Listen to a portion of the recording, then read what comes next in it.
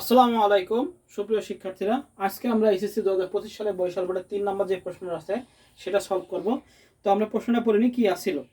বলছে আজাদ ও বাসাদ দুইটি নেটওয়ার্ক তৈরি করেন।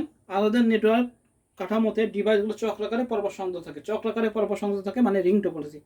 আচ্ছা, বাসারের নেটওয়ার্ক কাঠামোতে প্রতিটি ডিভাইস পরস্পরের সাথে যুক্ত থাকে মানে মেশ টোপোলজি।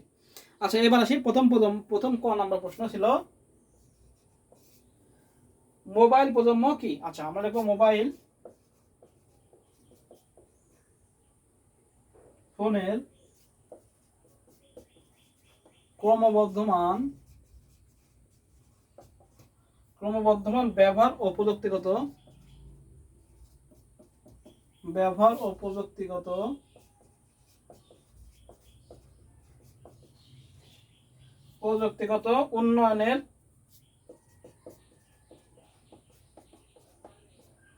উন্নয়নের এক একটি পর্যায় বা ধাপকে মোবাইল ফোন প্রজন্ম বলে। এক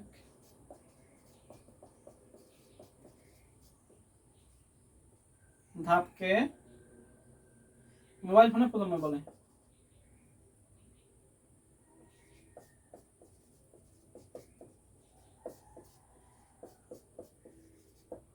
ফোনের প্রজন্ম বলে।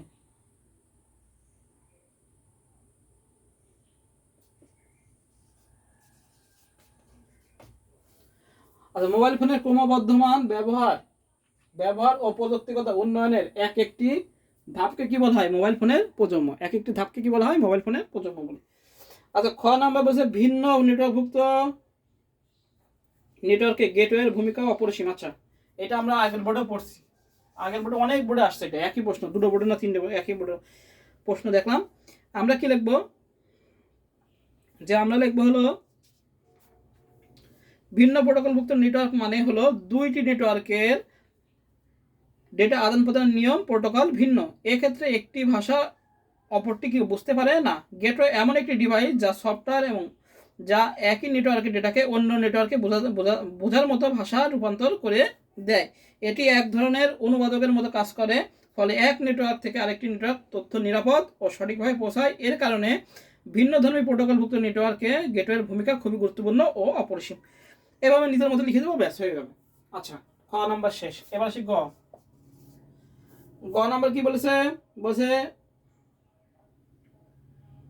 উদ্দীপকে আসাদের নেটওয়ার্ক কাঠামোটা কি ধরনের ব্যাখ্যা করা আছে। আসাদের নেটওয়ার্ক কাঠামো হলো রিং টোপোলজি। এবার রিং টোপোলজি সম্পর্কে লিখবো যে যে যে টোপোলজিতে একটি কম্পিউটার তার পার্শ্ববর্তী কম্পিউটারের সাথে যুক্ত হয়ে চক্রাকারের মতো তৈরি হয়। চক্রাকারের মতো দেখতে নেটওয়ার্ক গঠন করে কি করে নেটওয়ার্ক টোপোলজি গঠন করে, সেটা কি আমাদের রিং টোপোলজি। বোঝা গেছে? এটি কি থাকে? প্রথম কম্পিউটার তার পার্শ্ববর্তী কম্পিউটারের সাথে সংযুক্ত থাকে। এই টপোলজিতে প্রতিটি কম্পিউটারই সমান গুরুত্বপূর্ণ। কেন? কারণ একটা কম্পিউটার নষ্ট হলে পুরো নেটওয়ার্কটি অচল হয়ে যায়। এভাবে নিজেদের মতো সুন্দর করে লিখে নেবো। হ্যাঁ, আচ্ছা, ঘ নাম্বার কি বলেছে? ঘ নাম্বার বলেছে হলো উদ্দীপকে বাসার নেটওয়ার্ক টোপোলজির সাথে স্টার টোপোলজির তুলনা বিশ্লেষণ করা। টোপোলজির তুলনা করতে বলেছে।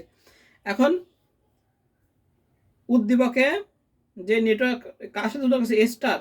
আর বাসার যেটা করেছে যে উদ্দীপকে বাসার নেটওয়ার্কটা হলো কি? এটা মেশটা বলে। তাহলে মেশ ও স্টারের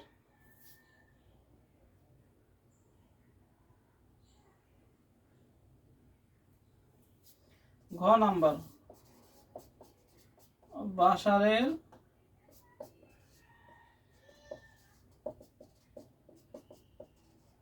ট্রোপোলজি কি? Mesh topology.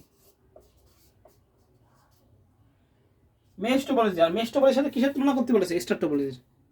বোঝা গেছে? এবার মেশ টোপোলজি আর স্টার টোপোলজির সাথে তুলনা করলে আমাদের হয়ে যাবে। যে স্টার টোপোলজিতে কি থাকে? একটি কেন্দ্রীয় নিয়ন্ত্রকের কম্পিউটার থাকে। কেন্দ্রীয় নিয়ন্ত্রকের সুইচ বা হাব হতে পারে, একে অপরের সাথে কি ডেটা আদান প্রদান করে থাকে। সুইচ বা হাবের সমস্যা থেকে পুরো নেটওয়ার্কটি অচল হয়ে পড়ে। আর মেশ টোপোলজি কি?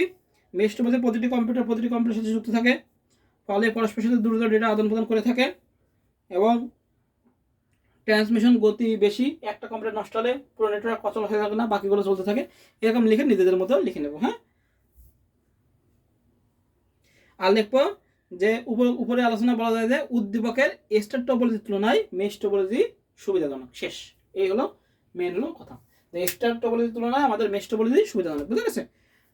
তাহলে সবাই ভালো থাকি, সুস্থ থাকি, সবাইকে আসসালামু আলাইকুম।